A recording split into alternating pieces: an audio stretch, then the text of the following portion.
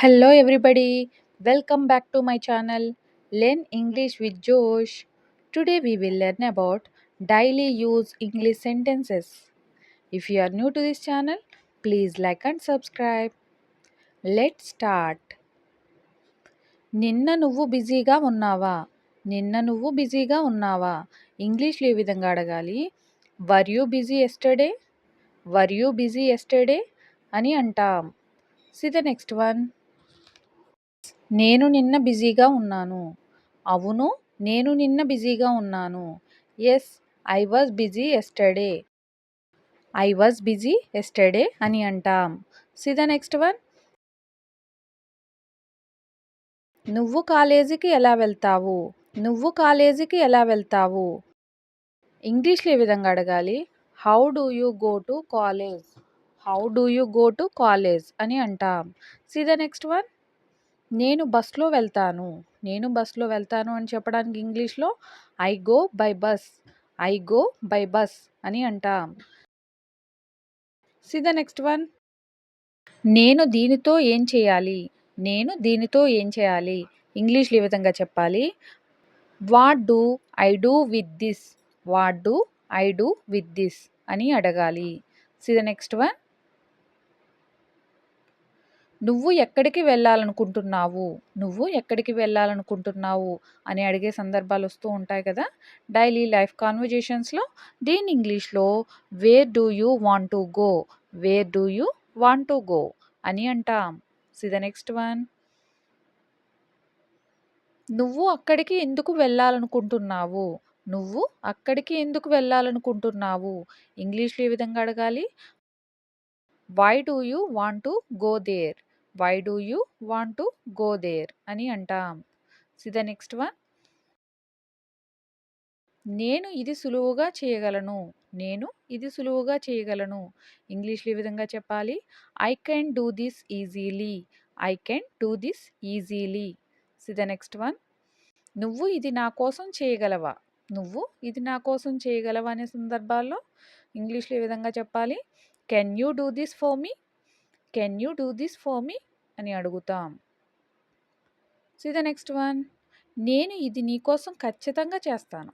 నేను ఇది నీకోసం ఖచ్చితంగా చేస్తాను అనే సందర్భాల్లో ఇంగ్లీష్లో ఈ విధంగా చెప్పాలి. I will definitely do this for you.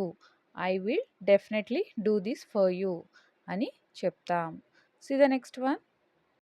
నేను ఎక్కడికి వెళ్ళడం లేదు. నేను ఎక్కడికి వెళ్ళడం లేదు. ఇంగ్లీష్లో ఈ విధంగా చెప్పాలి. I'm not going anywhere. I'm not going anywhere అని అంటాం. See the next one. నేను అక్కడికి వెళ్ళానని ఒప్పుకుంటున్నాను. నేను అక్కడికి వెళ్ళానని ఒప్పుకుంటున్నాను. ఇంగ్లీష్లో ఈ విధంగా చెప్పాలి. I admit I went there. I admit I went there. See the next one. నేను ఎప్పుడూ నా గురించి ఆలోచించుకోలేదు. నేను ఎప్పుడూ నా గురించి ఆలోచించుకోలేదు. ఇంగ్లీష్లో ఈ విధంగా చెప్పాలి. I never thought about myself. I never thought about myself అని అంటాం. See the next one. నువ్వు రావని అనుకున్నాను. నువ్వు రావని అనుకున్నాను. ఇంగ్లీష్లో I thought you would not come. I thought you would not come అని అంటాం. See the next one. నువ్వు వెంటనే ఇంటికి రా. నువ్వు వెంటనే ఇంటికి రా అని అడిగే సందర్భాలు వస్తూ ఉంటాయి కదా. ఎవరితోనైనా మాట్లాడేటప్పుడు ఇలాంటి సెంటెన్సెస్ యూస్ చేస్తూ ఉంటాం కదా. దీన్ని ఇంగ్లీష్లో you come home immediately. You come home immediately. C the next one. బహుశా అతడు నీ చుట్టుపక్కల ఉండొచ్చు. బహుశా అతడు నీ చుట్టుపక్కల ఉండొచ్చు. బహుశా అని ఇంగ్లీష్లో ఈ విధంగా చెప్పాలి. Maybe. Maybe he is around you. Maybe he is around you.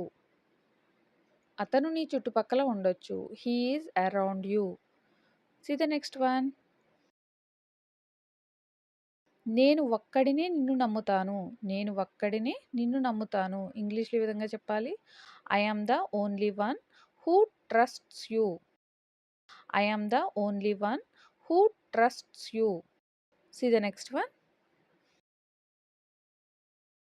నువ్వు చాలా కఠినమైన ప్రశ్న అడిగావు. నువ్వు చాలా కఠినమైన ప్రశ్న అడిగావు. ఇంగ్లీష్‌లో you asked a very difficult question. You asked a very difficult question అని అంటాం. See the next one. అతడు తన స్నేహితులతో వచ్చాడు. అతడు తన స్నేహితులతో వచ్చాడు. ఇంగ్లీష్‌లో he came with his friends. He came with his friends. See the next one. ఈ మధ్య నువ్వు ఏం చేస్తున్నావు? ఈ మధ్య నువ్వు ఏం చేస్తున్నావు? ఇంగ్లీష్‌లో ఈ విధంగా చెప్పాలి. What are you doing these days? What are you doing these days అని అంటాం. See the next one. మనం ఇంకెవరినైనా అడుగుదాము. మనం ఇంకెవరినైనా అడుగుదాము. ఇంగ్లీష్‌లో ఈ విధంగా చెప్పాలి. We will ask someone else. We will ask someone else అని అంటాం. See the next one. తెలుసుకుని ఏం చేస్తావు? తెలుసుకుని ఏం చేస్తావు? ఇంగ్లీష్‌లో ఈ విధంగా చెప్పాలి. What will you do by knowing? What will you do by knowing అని అంటాం. See the next one. అతడి సంతోషం కోసం నువ్వు కనీసం ఇది కూడా చేయలేవా?